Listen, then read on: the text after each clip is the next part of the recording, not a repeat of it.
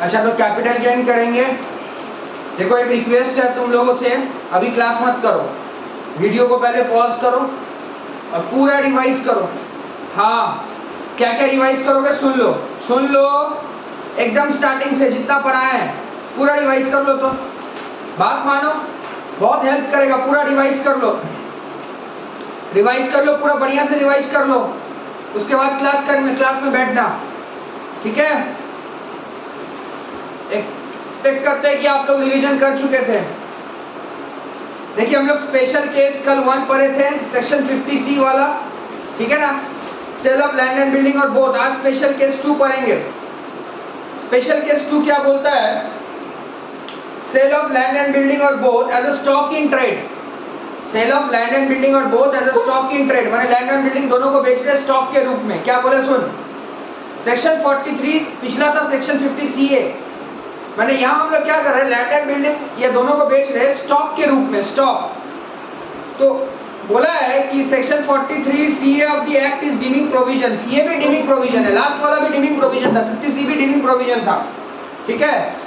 which deems sale consideration of land and building or both to be the value adopted by the stamp valuation authority for purpose of stamp duty in respect of such transfer as whole date of registration for the purpose of computing PGBP income। एक आसान बात पता है, अगर तू अपना land and building को बेच रहा है, ठीक है, स्टॉक के रूप में बेच रहा, तो ये PGBP इनकम होगा। और सब कुछ सेक्शन 50C का ही तरह है, वही स्टैम्प ड्यूटी वैल्यू चेक करना, सेल कंसीडरेशन चेक करना। 110% से ज्यादा अगर स्टैम्प ड्यूटी वैल्यू का होता है तो स्टैम्प ड्यूटी वैल्यू तेरा क्या हो जाएगा, सेल कंसीडरेशन हो जाएगा। लेकिन लिखा हुआ है if stamp duty value does not exceed 110% of the consideration received for acquiring them, then such consideration shall be deemed to be the full value consideration for computing business income. ये PGBP income में जाता है। अगर stock in trade में convert करते हो तो PGBP income में। Such provision are only applicable in case of transfer of property held as a stock in trade। ये प्रोविजन एप्लीकेबल है अगर आपका प्रॉपर्टी को आप स्टॉक इन ट्रेड में कन्वर्ट कर रहे हो। If it is transferred as capital asset, section 50C is applicable। अगर तुम इसको कैपिटल एसेट्स के रूप में ट्रांसफर करते हो तो लास्ट सेक्शन जो हम लोग पढ़े थे सेक्शन 50C वो एप्लीकेबल हो जाएगा। देखो यहाँ स्टॉक में कन्वर्ट करेंगे तो PGBP और कैपिटल एसेट्स के रूप में कन्वर्ट करेंगे तो 50C एप्लीकेबल होगा। तो सेक्शन 43CA का कहीं ना कहीं कनेक्शन PGBP से है, तो बुक में लिख लो कनेक्शन टू PGBP। इसको PGBP में फिर पढ़ा जाएगा। इसके बाद वाला चैप्टर ही तो हम लोग PGBP पढ़ेंगे, इसीलिए मजा आएगा। अच्छा, income from transfer of land and building under section 43 से chargeable to tax under business income. बार बार बता रहा, 43CA PGBP इनकम में जाएगा, बिजनेस इनकम है, कैपिटल गेन इनकम नहीं है। दादा 43CA बोलता क्या, 43CA बोलता है कि आप लैंड एंड बिल्डिंग को कन्वर्ट कर रहे हो स्टॉक इन ट्रेड में, तो ये 43CA है। 43CA PGBP में जाता है, कैपिटल गेन में नहीं। A real estate dealer who is engaged in business of property will charge to tax under PGBP and section 43 does not allow him to sell property below stamp duty value। Real estate dealer अगर होगा, वो अगर property को बेचता है तो वो भी PGBP में जाएगा और प्रॉपर्टी को स्टैम्प ड्यूटी वैल्यू से नीचे में नहीं बेच सकता है। और उसके बाद एग्रीमेंट वाला डेट सेम है। अगर तुम एग्रीमेंट डेट और रजिस्ट्रेशन डेट दोनों है, एग्रीमेंट डेट पकड़ना चाहते हो तो पकड़ सकते हो, कोई दिक्कत नहीं है मेरे को, लेकिन अकाउंट पे चेक से होना चाहिए, अकाउंट पे ड्राफ्ट से होना चाहिए, ECS वगैरह सबसे होना चाहिए अदर प्रेस्क्राइब मोड से, ठीक है। अब तुमको यहाँ पूछा है illustration 7 में what will be your answer if in illustration 5, 6 mention SSC as a real estate dealer। illustration 5 और 6, illustration 5 और 6, एक मिनट रुकना।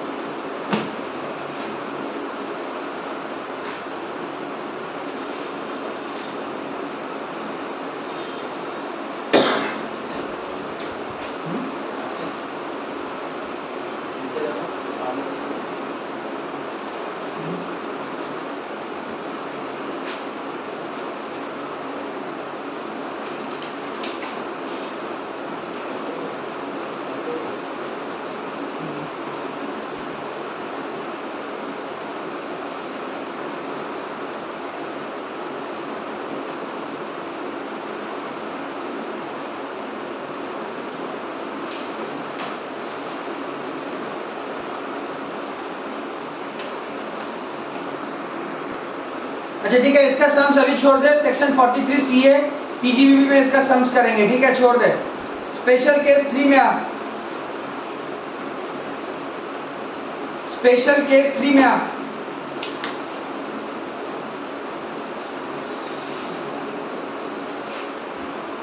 स्पेशल केस 3 में आते क्या बोला सुन। Special case 3 capital gain income taxable on receipt basis. Special case 3 बोला है कैपिटल गेन जो टैक्सेबल होगा वो रिसिप्ट बेसिस में, ठीक है। इसमें सेक्शन 45(1)(a), 45(1)(b) और 45(5) है। बोला generally capital assets are chargeable to tax in the year in which capital assets is transferred. बोला कि कैपिटल एसेट्स टैक्सेबल होगा तभी जब ये ट्रांसफर होता है, जब ये क्या होता है, ट्रांसफर। इसका एक्सेप्शन है, 2 एक्सेप्शन टू दिस रूल। क्या क्या 2 एक्सेप्शन है? पहला बोला है receipt from insurance party, section 45(1) है। क्या बोला सुन, when capital assets are destroyed as a result of flood, typhoon, hurricane, cyclone, earthquake or other condition of natures, riots or civil disturbance, accidental fire or explosion or because of action by an enemy or action taken in combating an enemy, माने बर्बाद हो जाता है। सीधा सा बात है, ये सब कारण की वजह से तेरा कैपिटल एसेट्स डिस्ट्रॉय हो रहा। तो capital gain is chargeable to tax in the previous year in which insurance claim received. याद रखेगा, तेरा अगर कोई कैपिटल एसेट्स है और ये सब कारण की वजह से डिस्ट्रॉय हो जाता है तो ये चार्जेबल होगा, ठीक है, जिस साल इंश्योरेंस क्लेम तू रिसीव किया है, जिस साल तू इंश्योरेंस क्लेम रिसीव किया है। फुल वैल्यू कंसीडरेशन जो होगा मनी रिसीव और fair market value, full value consideration जो होगा क्या होगा, मनी रिसीव और fair market value of the assets receive, दोनों में से जो होगा वो ले लेना। माने जिस साल इंश्योरेंस क्लेम रिसीव करेगा उस साल टैक्सेबल होगा। Although capital assets are considered to be transferred in the year in which destroy। अब यह ट्रांसफर कब होता है पता है? जिस साल डिस्ट्रॉय होता है। ट्रांसफर होगा उस साल जिस साल डिस्ट्रॉय होगा, याद रखना। ट्रांसफर होता है उस साल जिस साल डिस्ट्रॉय होता है, और इनकम टैक्सेबल जो हम लोग ये लेंगे, माने एक्चुअल कंसीडरेशन जो लेंगे वो कौन सा साल का लेंगे? वो हम लोग लेंगे जिस साल आपको इंश्योरेंस क्लेम मिला है। क्लियर है? देख क्वेश्चन समझ जाएगा। 2 बात याद रखेगा यहाँ पे। सबसे पहला नंबर बात, इसका लॉजिक समझा, इस प्रोविजन में क्या बोलना चाह रहा, मैंने मेरा एसेट्स बर्बाद हो गया। देख एसेट्स बर्बाद हो गया, इंश्योरेंस कंपनी से मेरे को क्लेम मिला, तो मेरा एसेट्स कैपिटल एसेट्स है, डिस्ट्रॉय हो गया, इंश्योरेंस कंपनी से पैसा मिला, हो गया कैपिटल गेन। 2 चीज याद रखेगा, कब तेरा एसेट्स में, कब तेरा एसेट्स डिस्ट्रॉय हुआ है वो देखेगा, जिस साल तेरा डिस्ट्रॉय होगा, जिस साल तेरा डिस्ट्रॉय होगा वहां से स्टार्टिंग होगा काउंटिंग करना। और दूसरा क्या देखेगा पता है? दूसरा देखेगा कब तेरे को इंश्योरेंस कंपनी पैसा दिया है। ठीक है, इलस्ट्रेशन 8 देख, बोला fire took place in the premises of mister X on 1/15/12। इसका मतलब transfer took place on 1/15/12। As a result 1/15/12 को आग लगा ना, तो ट्रांसफर हुआ 1/15/12 को, 1/5/12 को ट्रांसफर हुआ। As a result of this jewellery destroy which was purchased by him on 1/6/7, ठीक है, 2 लाख में। इंश्योरेंस कंपनी 10 लाख रुपया दिया 1/11 को। तेरे को कैपिटल गेन निकालना है, 12-13 का भी निकालना है, और तेरा जो ईयर है क्या है, तेरा प्रीवियस ईयर क्या है, 21-22 ना, तो 21-22 का निकालना है, 12-13 और 21-22 दोनों का। तो सुन, मेरा बात सुन, ध्यान से सुनेगा, एकदम ध्यान से सुनेगा। सबसे पहले हमको एक बात बता कि तेरा ये कैपिटल गेन, कॉपी में लिख, सॉल्यूशन लिख, capital gain taxable on receipt basis, capital gain taxable on receipt basis, taxable on receipt basis। सबसे पहले पीरियड ऑफ होल्डिंग समझ, पीरियड ऑफ होल्डिंग कब से होगा, परचेस कब किया था, 1/6/7 को, 1/6/7 को परचेस किया, 1/6/7 से तू मैंने परचेस किया। एक्चुअली में सेल कंसीडरेशन इसका कब सेल हुआ पता है? जिस साल आग लगा है, जिस डेट को आग लगा है, जिस डेट को डिस्ट्रॉय हुआ है, जिस डेट को डिस्ट्रॉय हुआ वही लेगा। 1/6/7 to 1/5/12, 1/6/7 to 1/5/12 period of holding, 1/6/7 to 1/5/12 ले लिया। फुल वैल्यू कंसीडरेशन कितना रुपया लेगा बोल तो? इंश्योरेंस कंपनी तेरे को जो दिया है। अच्छा, ये जो हम लोग निकाल रहे हैं ना, ये 12-13 का हिसाब कर रहे हैं, ये हम लोग 12-13 ईयर का कर रहे हैं, 12-13 का कर रहे हैं। समझ में आया क्या बोले? 12-13 का कर रहे हैं, ठीक है। तो 12-13 का जो हम लोग करेंगे यहाँ पर, तो मेरा इंडेक्स कॉस्ट ऑफ एक्विजिशन कैसे निकालेगा? 2 लाख रुपया मिला था, 2 लाख रुपया मिला था, ठीक है, ले लिया 2 लाख। अच्छा, अब ये 2 लाख रुपया अक्वायर कब किए थे हम लोग? 1, 6, 7 को, तो डिवाइड कर 7, 8 का फैक्टर देख, 7, 8 का फैक्टर शायद 1 to 9 है, चेक कर लेते एक बार। 7, 8 का फैक्टर है 1 to 9, हाँ, तो डिवाइड कर 1 to 9 से, 1 to 9 से, और मिला कब पैसा? 12, 13 में, तो 12, 13 कितना है? 200, तो into 200, 2 lakh into 200 divide by 129, 2 lakh into 200 divide by 129 करके कितना आ रहा? समझा? ये 2 लाख समझा? 200 क्यों लिए समझ में आया ना? हम यहाँ पर प्रीवियस ईयर 12, 13 का हिसाब कर रहे हैं, 12, 13 का हिसाब कर रहे हैं, उसीलिए हम बोल रहे थे, देखो समझ रहा है ना? ठीक है, तो 2 लाख इंटू 200 डिवाइड बाई 129 करके आएगा 310078। तो लॉन्ग टर्म कैपिटल गेन कितना आएगा? 689922 लॉन्ग टर्म कैपिटल गेन, ठीक है।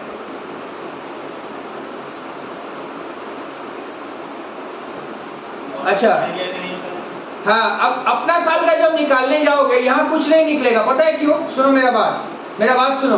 देखो यहाँ तुम्हारा साल, एक बात बताओ, तुम्हारा साल में कुछ नहीं इसलिए निकालोगे क्योंकि ये एक्चुअली में जो तुमको इंश्योरेंस क्लेम मिला था वो कब मिल गया था? कब, कौन सा साल में मिला था? इंश्योरेंस क्लेम से तुमको जो पैसा मिला था वो कब मिला था बताओ ना? इंश्योरेंस क्लेम से पैसा कौन सा साल में तुमको मिला था? फुल वैल्यू कंसिडरेशन जो तुम्हारा कितना लाख था? हाँ, 10 लाख में 10 लाख जो मिला था, क्लेम कब मिला था? कोई बेची है? हाँ, 1/11 नवंबर को मिला था, ठीक है। अच्छा, एक सेकेंड, 1/11 नवंबर को मिला था ना?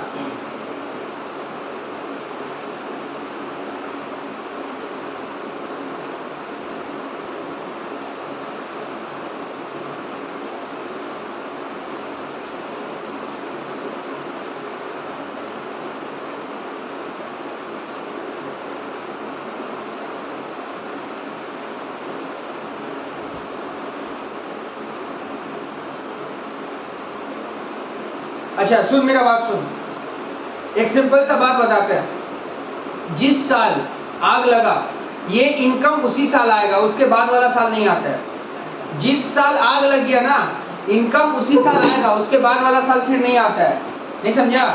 आग लग के डिस्ट्रॉय जिस साल हुआ है, आग लग के डिस्ट्रॉय जिस साल हुआ था ना, उसी साल का ये इनकम है। देख नीचे देख, वहां पे लिखा हुआ although capital assets are considered to be transfer. Transfer कब होगा? in the year in which assets is destroyed, ठीक है। However, in the case of capital gain is chargeable to tax in the year in which insurance claim is received। ये income taxable भी होगा उसी साल जिस साल तुमको इंश्योरेंस क्लेम तुम रिसीव किया था, ठीक है। इंश्योरेंस क्लेम तुम जिस साल रिसीव किया था उसी साल टैक्सेबल हो गया। तो यहाँ 12, 13 कर गए, हो गया, बात खत्म। अपना साल का कुछ करने का जरूरत नहीं है, समझिए बात? 12, 13 करके छोड़ दे, ठीक है।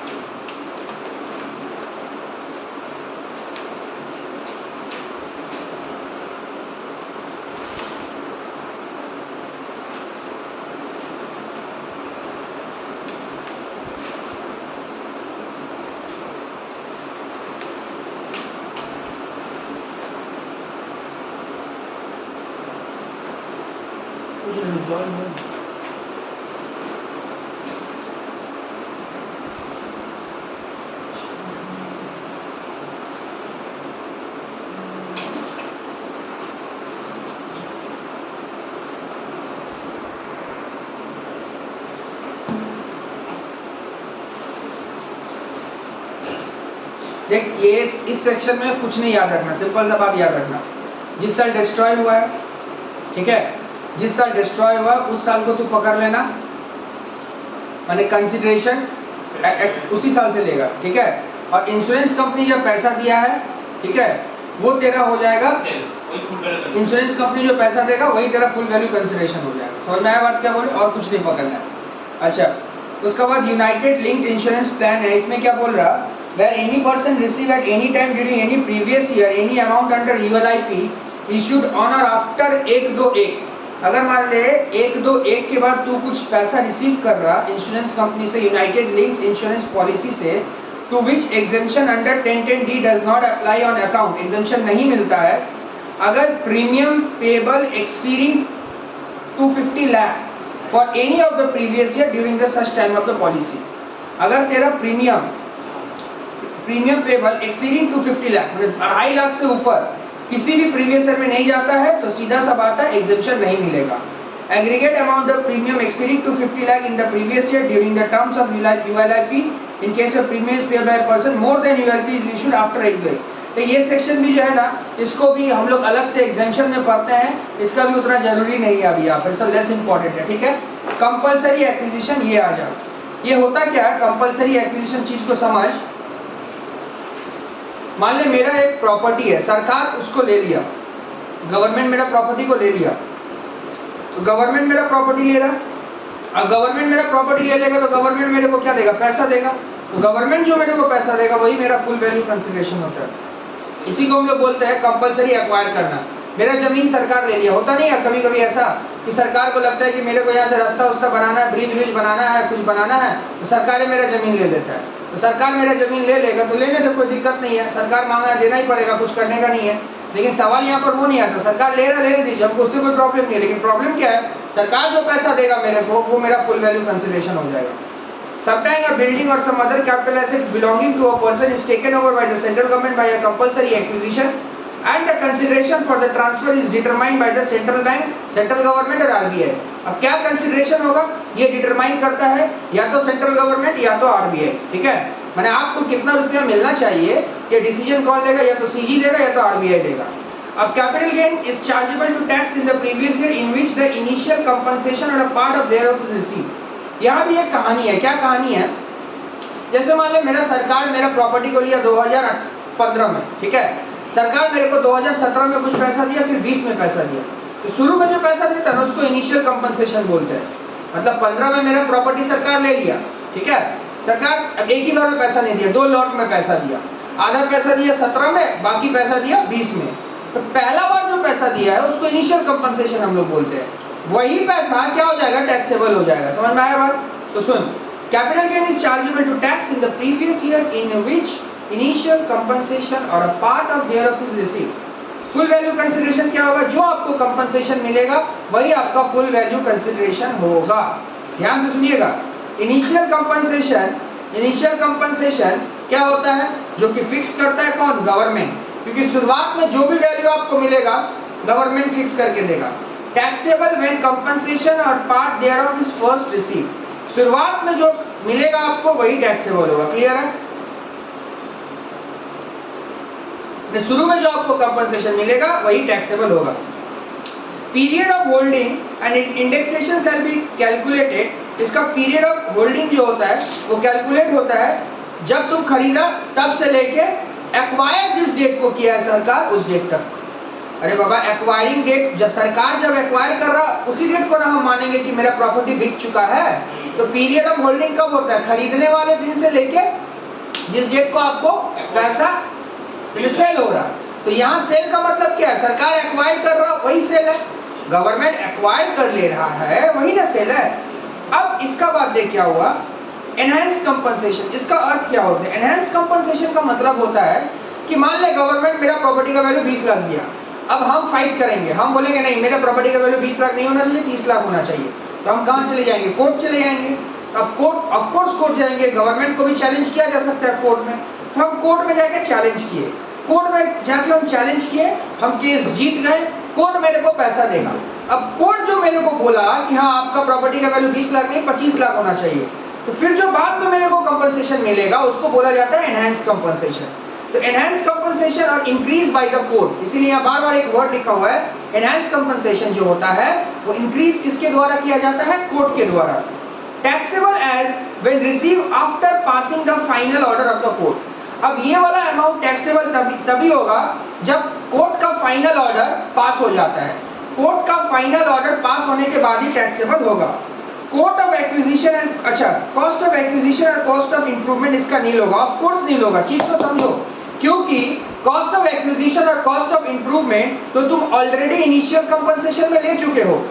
देखो इनिशियल कंपनसेशन का पैसा तो तुमको मिल चुका था, वहां तो तुम कॉस्ट ऑफ एक्विजिशन और कॉस्ट ऑफ इंप्रूवमेंट ले चुके थे। लेकिन कॉस्ट ऑफ एक्विजिशन और कॉस्ट ऑफ इंप्रूवमेंट अब एनहांस में क्यों लोगे, एक बार तो ले चुके हो ना। अरे यार, मेरा प्रॉपर्टी का वैल्यू जो 20 लाख सरकार दे रहा था तो 20 लाख सेल कंसिडरेशन था, फिर index cost of acquisition minus किए होंगे, इंप्रूवमेंट माइनस किए होंगे, तो एक बार तो एक्विजिशन और इंप्रूवमेंट ले लिया गया है, तो फिर से एनहांस्ड में क्यों लेंगे हम लोग, बता लेंगे, दो बार तो नहीं लिया जाएगा। उसीलिए बोला है इस केस में एक्विजिशन और इंप्रूवमेंट कॉस्ट क्या होता है, नील होता है। पीरियड ऑफ होल्डिंग जो होता है एनहांस का सेम होगा जो कि इनिशियल में था, इनिशियल में जो पीरियड ऑफ होल्डिंग था यहां भी वही होगा। देखिए आप ये मत समझिए कि कोर्ट आपको जब डिसीजन दे रहा है तब तक आप उसका पीरियड ऑफ होल्डिंग लेंगे, नहीं ऐसा नहीं हो सकता है।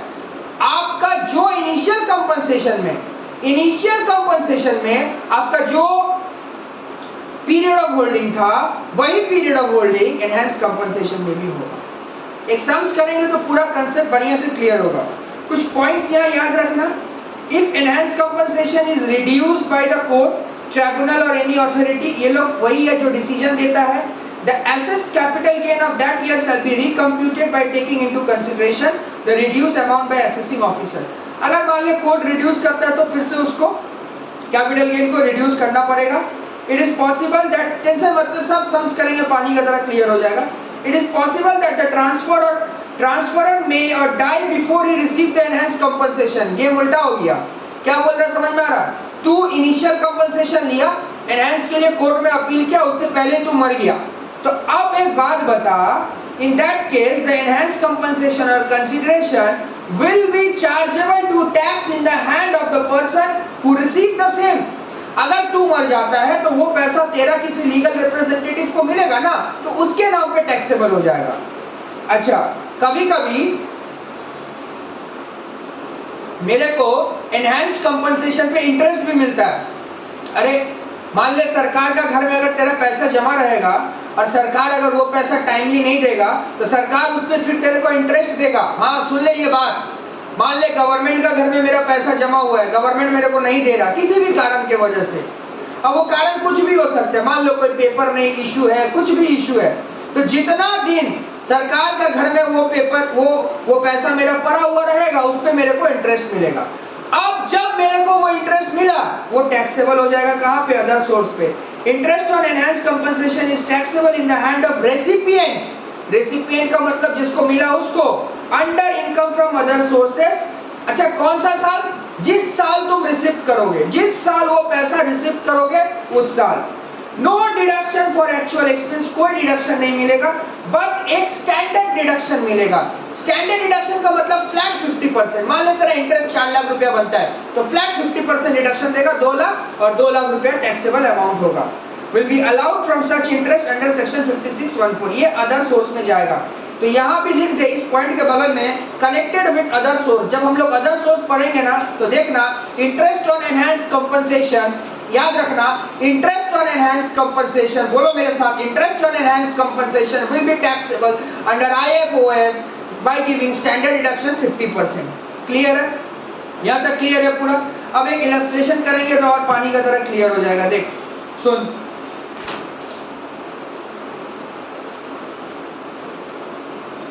बढ़िया से समझेगा। मिस्टर एक्स एक्वायर किया एक हाउस प्रॉपर्टी को 1,499 में 5 लाख किक दे रहे हैं। 1,499 2001 से पहले का प्रॉपर्टी है, एक्वायर किया 5 लाख और फ्यूचर मार्केट वैल्यू कितना है इसका 7 लाख। तो इसमें से तू कॉस्ट ऑफ एक्विजिशन जो है किसको पकड़ेगा, दोनों में से जो हाइयर है। He incurred 1 लाख रुपया in making addition of another floor, मतलब ये इंप्रूवमेंट कॉस्ट है। ओ भैया इंप्रूवमेंट कॉस्ट तो नहीं लेते गुरु, 141 से पहले अगर होगा तो इंप्रूवमेंट कॉस्ट मत लेना। अभी क्यों नहीं लोगे इंप्रूवमेंट कॉस्ट? कौन मना किया तुमको इंप्रूवमेंट कॉस्ट लेने के लिए? 141 के बाद जो भी इंप्रूवमेंट कॉस्ट होगा सब लेना। Government of India compulsory acquire किया तुम्हारा प्रॉपर्टी को 1/8/10 में, बस 1/8/10 में प्रॉपर्टी एक्वायर किया है, 1/8/10 में प्रॉपर्टी को एक्वायर किया है। 1/4 को उसको कंपनसेशन मिला 24 लाख रुपया, agree by order, he files a suit. तुम कोर्ट में केस लेके गया, सेंट्रल गवर्नमेंट एनहांस कंपनसेशन देगा, कोर्ट बोला कि नहीं 24 लाख नहीं होना चाहिए, 30 लाख होना चाहिए, out of which he receive 4 lakh रुपया 20/3 को और 2 लाख रुपया 10/4 को। ठीक है, फिर क्या बोला सुन, for the delay in compensation assessee को इंटरेस्ट भी मिलेगा 12 लाख का। देख रहा है जितना बात बोले सब इस सम्स में ठोक दिया गया है। एक्सपेंस भी दिया गया है सच इंटरेस्ट का 1 लाख, तेरे को कैपिटल गेन निकालना है। कैपिटल गेन सुन, इस तरह का सम्स में ना गुरु, पहले इनिशियल कंपनसेशन का हिसाब करेगा और फिर एनहांस्ड कंपनसेशन का। तो कॉपी में हेडिंग कर initial compensation, initial compensation heading कर मेरा भाई, हेडिंग कर इनिशियल कंपनसेशन, हेडिंग किया।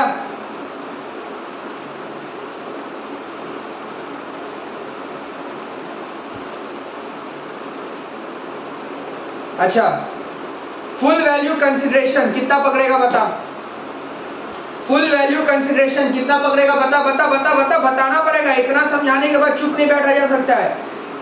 पहला कंपनसेशन को इनिशियल कंपनसेशन बोलते हैं, तो फुल वैल्यू कंसिडरेशन 24 लाख, ठीक है 24 लाख लिख दो, 24 lakh minus index cost of acquisition, short में लिखना ICOA, ICOA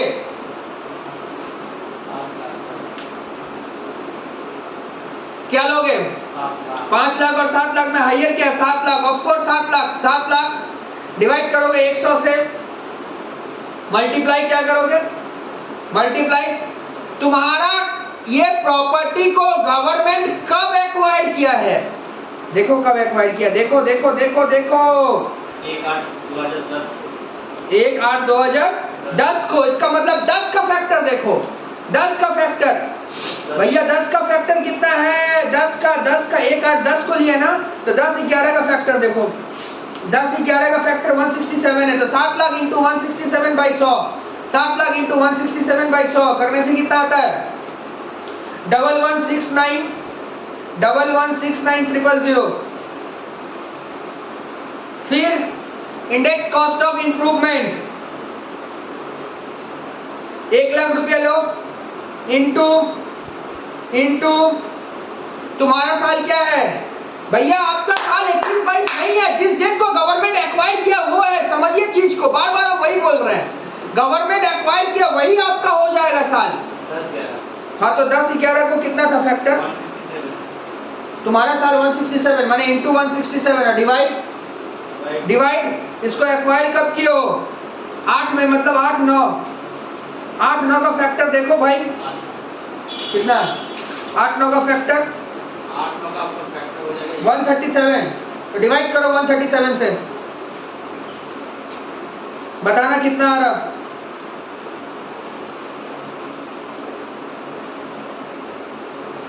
वन 121,898।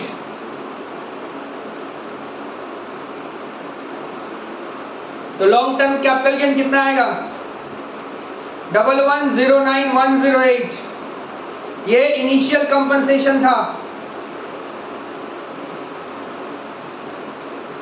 फिर एनहांस कंपनसेशन, इस क्वेश्चन में जो एनहांस कंपनसेशन 6 लाख रुपया मिला है ना, वो भी एक बार में नहीं मिला, 2 बार में मिला, 4 लाख और 2 लाख, 4 लाख रुपया 20/3 को मिल गया, 20/3/2021 को मिल गया, और अपना प्रीवियस ईयर क्या है 20-21 ना, तो 20/3/21 को मिल गया, और 2 लाख रुपया जो है वो 10/4/2021 को मिला है, 10/4/2021 को मिला है, मतलब 2 लाख रुपया यहाँ टैक्सेबल होगा ही नहीं, क्योंकि तुम्हारा तो प्रीवियस ईयर 21-22 है ना, प्रीवियस ईयर तुम्हारा क्या है 21-22 है ना, প্রিভিয়াস ইয়ার তো 21-22 না গো, তাহলে 21-22 যদি প্রিভিয়াস ইয়ার আছে, তাহলে 20/3/22 এ তুমি টাকাটা পেয়েছো 4 লাখ টাকা, আর 10/4/22 এ পেয়েছো 2 লাখ টাকা, তাহলে 10/4টা তোমার এপ্রিলে চলে যাচ্ছে না, এপ্রিল মানে ওটা তো আবার নেক্সট বছরে চলে যাবে, তাহলে 2 লাখ টাকাটা এই বছর আর আসছে না। এনহান্স কম্পনসেशन লেখো, फुल वैल्यू कंसिडरेशन 4 लाख टका, समझो 31/3 तक का हिसाब लेंगे ना, फुल वैल्यू कंसिडरेशन 4 लाख। अब भैया इसका कॉस्ट ऑफ एक्विजिशन और इंप्रूवमेंट क्या होगा, कुछ नहीं होगा, अभी तुरंत बोले थे ना हम, एनहांस कंपनसेशन में कॉस्ट ऑफ एक्विजिशन और इंप्रूवमेंट कॉस्ट नहीं होता, क्योंकि ऑलरेडी आप एक बार ले चुके हो, देखो यहाँ प्रैक्टिकली देखो सम्स को, enhance compensation already, enhance compensation में आपका एक्विजिशन कॉस्ट और इंप्रूवमेंट कॉस्ट कुछ भी नहीं है, क्योंकि you have already taken it. तो लिखिए कॉस्ट ऑफ एक्विजिशन नील, तो कितना आएगा 4 लाख, 4 लाख। टोटल एलटीसीजी कितना आएगा बोल दीजिए, टोटल एलटीसीजी कितना आएगा बोलिए, दोनों को ऐड कर दीजिए, दोनों को ऐड करिए, 11,09,102 प्लस 4 लाख, दोनों को ऐड कर दीजिए, नीचे नोट में लिखिए तो 2 lakh rupees 2 lakh enhance compensation will be taxable in the previous year 22-23 rupees 2 lakh enhance compensation will be taxable in the previous year 22-23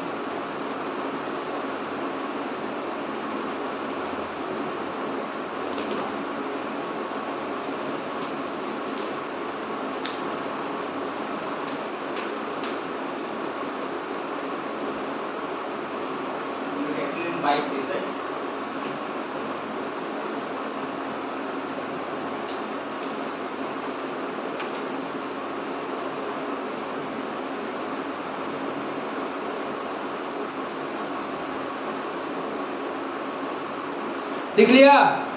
अच्छा भैया इंटरेस्ट भी तो मिला है कितना का 12 लाख का। हाँ तो लिखना interest is taxable in IFOS।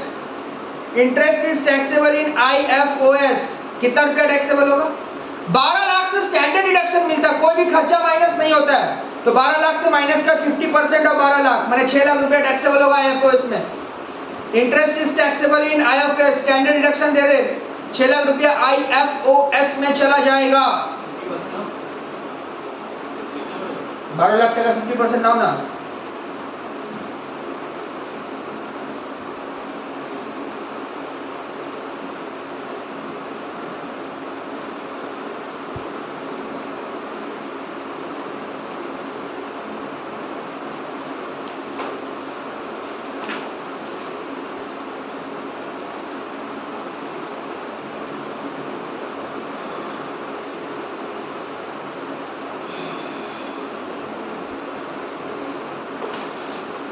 हो गया?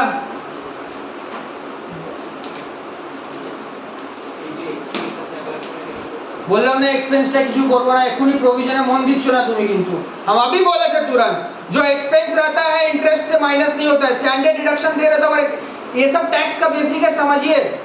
अगर स्टैंडर्ड डिडक्शन मिलता है तो कभी एक्सपेंस माइनस नहीं होगा। ये सब बेसिक है टैक्स का। स्टैंडर्ड डिडक्शन लेने पे इंटरेस्ट माइनस नहीं होता है। स्टैंडर्ड डिडक्शन लेने पे इंटरेस्ट माइनस नहीं होता है।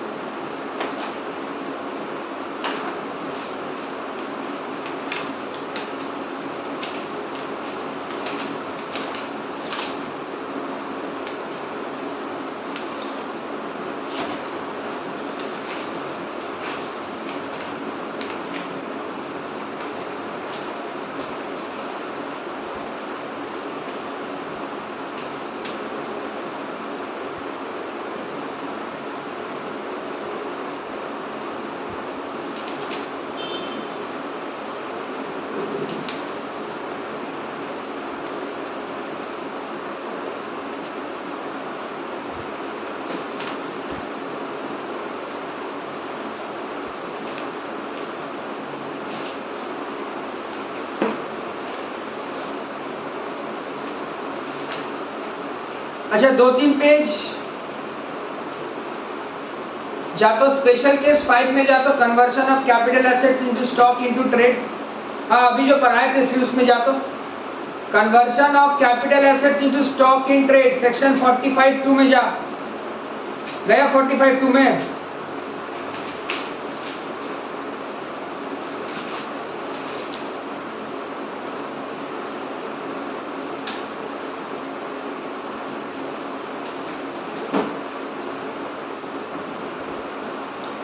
ठीक है रहने दे, इतना ही रहने दे।